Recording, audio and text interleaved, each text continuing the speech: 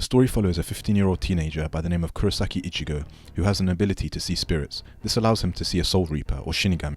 When Rukia is injured by a hollow, a spirit monster that is the result of a corrupt spirit dying that attacks Ichigo's home, Ichigo temporarily takes her shinigami powers to defeat the hollow.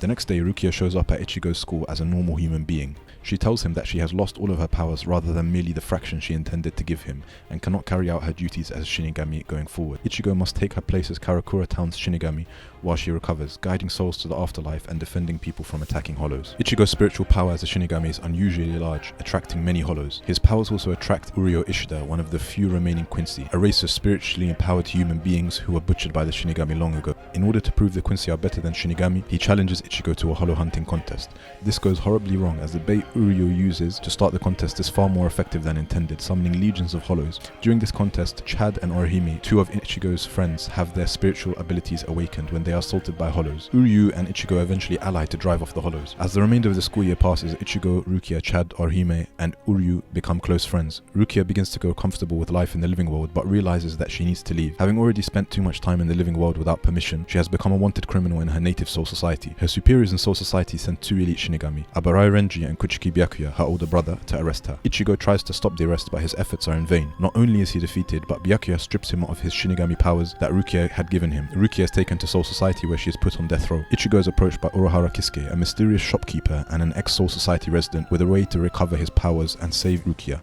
Ichigo must die and then find the Shinigami powers hidden within his soul before he becomes a hollow. Ichigo narrowly succeeds in this endeavor, but emerges from the training stronger than he ever was before. Ichigo, Chad, Orihime, Uryu, and Yoruichi arrive in Soul Society, but are split up once they enter the Citadel, Seirei. Their entrance attracts the attention of the highest Shinigami military command, which issues orders mandating the immediate capture of the intruders. Ichigo and company all continue to advance through Seirei. Ichigo comes across Abarai Renji for the second time and defeats him, alarming the Shinigami command enough that the captains themselves are sent out to pursue them. Another captain, Aizen Sosuke, is found brutally murdered the next morning, sparking an internal conflict among the Shinigami, several of whom suspect other Shinigami officers of the murder. Ichigo is met by Zaraki Kanpachi as they are approaching Rukia's prison. Ichigo sends Ganju on to break Rukia out of jail while he duels Kanpachi alone. Kanpachi and Ichigo fight in one of the most nonsensical battles in Bleach in terms of power levels, both ultimately admitting defeat and collapsing. After the fight, Ichigo is healed by Yoruichi, who then reveals that she is not a cat but a woman, and that she and Urahara are both actually ex-Shinigami. Ichigo finds Rukia's prison to find Kuchiki Byakuya there. A brief fight ensues, Ichigo clearly out of his depth. Yoruichi comes flying in, knocks Ichigo unconscious to end the fight and escapes. Yoruichi begins to train Ichigo to use his Bankai, the most powerful form of Zanpakuto. Renji later joins to travel with them as well, bringing news that Rukia's execution date has again changed. Meanwhile, Uryu and Orihime are confronted by Shinigami captain Mayuri. Uryu battles him but is quickly disabled by the Shika of Mayuri's Zanpakuto. After Uryu overcomes this with the Quincy technique Ranso Tengai, Mayuri is still too much for Uryu, who is forced to remove his Sanrei glove. Uryu then completely overwhelms Mayuri even after Mayuri uses his Bankai, but is unable to finish him as Mayuri escapes by turning himself into a liquid. A few more fights down the line, Rukia's execution begins, but she is saved by Ichigo and sympathetic captains Kyoraku Shonsui and Okitake Jushiro. While Rukia is spirited away by Renji, numerous Shinigami officers start to battle each other. Ichigo defeats 3 lieutenants that were pursuing Renji and is then engaged by Byakuya. Ichigo reveals his Bankai and looks to be winning the fight until Byakuya releases his Bankai, Kageyoshi Senbon Zakura. Ichigo is about to die in the battle, but his hollow self takes control of him and attacks Byakuya. Ichigo then manages to retake control of himself in the battle. Using his Bankai, Ichigo manages to battle Byakuya on even footing and narrowly defeats him. Kyoraku and Ukitake flee the execution area for a more secluded place to battle Captain Commander Genryusai Shigekuni Yamamoto. Yamamoto incinerates the surrounding area with his Shika and begins to battle his former students. Captain Soifang is engaged in battle by Yoruichi, her former mentor. In a tearful encounter, Yoruichi defeats her using the Shunko technique. Hitsugaya, while searching the Central 46 Chambers, who are the judiciary authority in Seirei, finds all of its members murdered. He discovers that Aizen is alive and is the mastermind behind the murders, and that Aizen used his Shikai to create an illusion of his death in order to disrupt Soul Society and use the Central 46's voice to sentence Rukia to death so that he could extract the Hogyoku from her. The Hogyoku is an experimental substance created by Urahara when he was a captain that he hid inside of Rukia without her knowledge, upon realizing its potential and failing to destroy it. The Hogyoku materializes its wielder's deepest desire. Aizen then effortlessly defeats Hitsugaya and travels to the execution area. Aizen extracts the Hogyoku from Rukia despite the efforts of Renji, Ichigo, and Captain Komomora. It is revealed that Gin and Tosen are Aizen's accomplices. The arrival of several Menos Grande enable Aizen and his accomplices to escape to Hoi Komondo. Yamamoto congratulates Ichigo and his friends on being the saviors of Soul Society. Ichigo's actions prevented Rukia from being killed unjustly and also indirectly led to the exposure of Aizen's betrayal, which may have otherwise gone unnoticed. Ichigo and his friends then return to the real world, leaving Rukia Rukia behind upon her request. Soon after that, two Arankara, which are hollows that have gained Shinigami-like powers via the Hogyoko, Yami and Ulquiorra Siffer appear at the Karakura town. Yami begins draining all of the surrounding souls. When Chad and Orihime interfere, Yami injures them gravely, but Ichigo arrives in time to protect them. Upon confronting the Arankar, his inner hollow demands that Ichigo switches with him, stating that he would be able to finish them off with ease. Ichigo, however, denies his inner hollow's request, causing the inner hollow to interfere.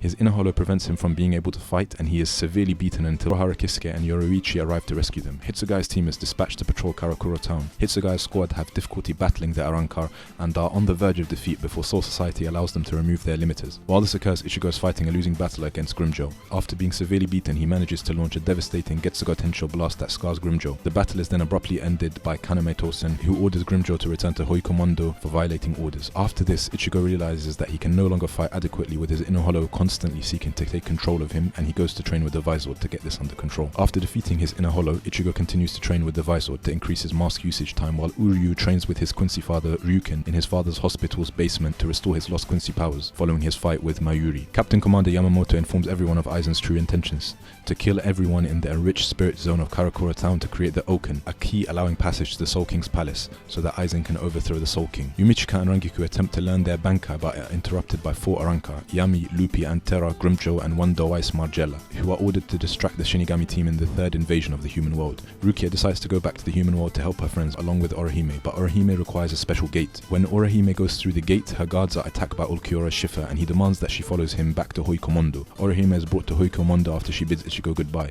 Ichigo fights Grimmjow with his newly acquired Hollow Mask transformation, but when his mask breaks, Grimmjow gains the upper hand. However, he is subsequently fended off by Rukia and Shinji. Orihime's disappearance is soon noticed, and Captain Commander Yamamoto forbids Ichigo from attempting to rescue her. Ichigo disobeys these orders as his top priority is always protecting his friends, in this case Orihime, and he decides he will go there alone. At the Urahara store, Chad and Uryu are waiting for Ichigo. Both of them have become much more powerful through their training. Urahara Kisuke opens a Garganta for them to enter Hoikomondo after warning them of the dangers, and then Ichigo, Chad, and Uryu make a difficult entry into Hoikomondo.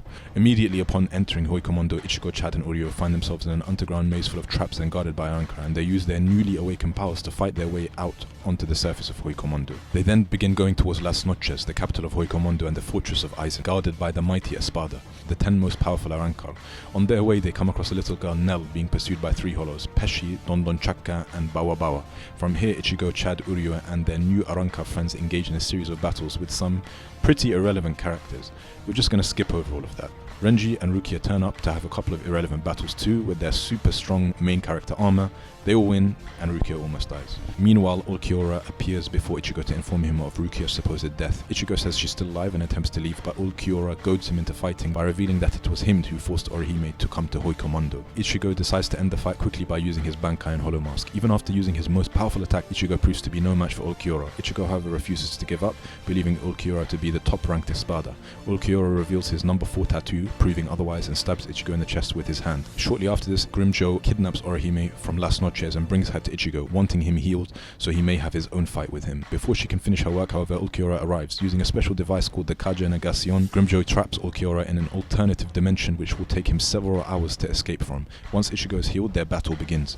Ichigo, using his Bankai and Hollow Mask, and Grimmjow, now in his Resurrection form, face off. Ichigo is slowly beaten back by Grimmjow despite managing to maintain his Hollow Mask for much longer than he previously could. Ichigo summons the last of his strength, swearing that he will defeat Grimmjow, Ulquiorra, Aizen, and bring back all of his friends safely, and launches the finishing blow to Grimmjow. Noitora Gilga appears and attacks the weakened Grimmjow, severely injuring him. Ichigo, injured and tired from his previous fight, begins to fight Noitora, but is overpowered. Suddenly, Nell transforms into her former adult form and attacks Noitora as her past is revealed. After releasing her Zanpakuto and overpowering him, she turns back into a child and is defeated by Noitora. Kenpachi turns up and defeats Noitora. Aizen finally departs to Karakura town to start making the Oken. Next, a bunch of irrelevant non-captain characters have a bunch of irrelevant battles in the fake Karakura town that the Gotei 13 had created. The real Karakura town has been transpositioned to Soul Society to protect it from Aizen. Meanwhile, Ulquiorra is perving on and freaking out Orihime some more. Ichigo turns up to fight Ulquiorra again. Ulquiorra plays around with him a bit, releases his second form, then blasts a hole right through him after fighting above the ceiling of Las Noches. Orihime starts screaming and Ichigo comes back to life. somehow with his inner hollow, white, awakened. Vasto Lord Ichigo proceeds to wipe the floor with Ulquiorra, destroying his organs and ripping his limbs off in the process. Ulquiorra eventually gives up as he realizes he's outmatched and evaporates in one of the most epic battles in all of anime. Back to fake Karakura Town, the captains are fighting their espada. They eventually all win. Ichigo, after recovering from his fight with Ulquiorra, makes his way back to Karakura Town with Unohana to fight Aizen. After all, he's the only one who can defeat Aizen because he hasn't seen Aizen's Shikai, which results in a permanent hypnosis. He arrives in fake Karakura Town. The other captains try to help, but end up getting annihilated. Papa Kurosaki arrives, followed by Urahara and Yuriichi. They also get annihilated. Aizen starts stripping to show Ichigo his belly button ring and tells him he's fused with the Hogyoku before departing with Gin to the real Karakura Town. Kurosaki Isshin opens the Senkaimon to follow Aizen and Gin to the real Karakura Town. But in the Precipice world, Isshin realizes he can teach Ichigo the final Getsuga Tensho as time moves much faster than in the real world. In Ichigo's inner world, everything is submerged because according to Tensei Zangetsu, Ichigo has stopped moving forward. To force Ichigo to move forward, he rips out the inner hollow from Ichigo, which we find out is actually Zangetsu, otherwise known as the Hollow White. What we thought was Zangetsu was Ichigo's inner Quincy passed on to him by his mother. Zangetsu and Ichigo's inner Quincy merge and he fights them in an attempt to unlock the final Getsuga Tensho. In Karakura Town, Gin turns on Aizen because he hurt Rangiku in the past, and well, gets annihilated like everyone else.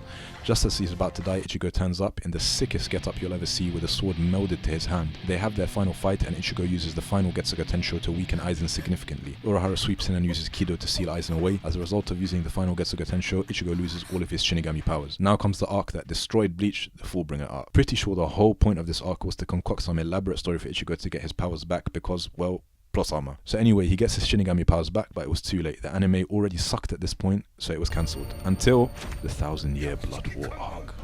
Please remember to hit that like and subscribe button.